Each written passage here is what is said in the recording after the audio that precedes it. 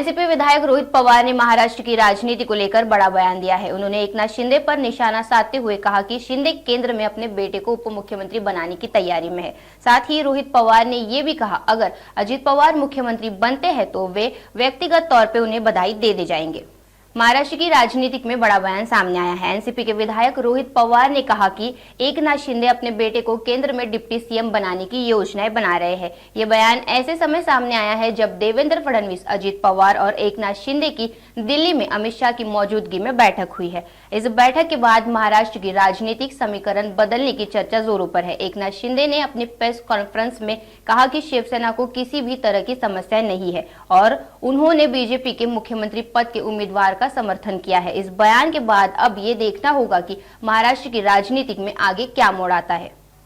अजून बरेच नेते महाविकास आघाडीमध्ये आहेत जे वयाने आणि अनुभवाने माझ्यापेक्षा कितीतरी सिनियर आहेत।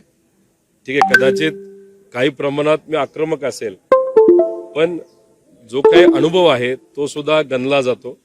त्यामुळे आमचा जेव्हा गट केला जाईल, ज्याच्यामध्ये महाविकास आघाडीचा एक गट केला जाईल, त्याचा एक नेता हा विरोधी पक्ष नेता नक्कीच होऊ शकतो।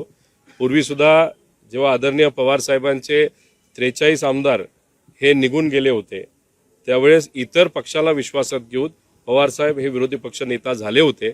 तशी आता सुद्धा परिस्थिती होऊ शकते, पण मात्र ते कोण होणार हे बघावं लागेल।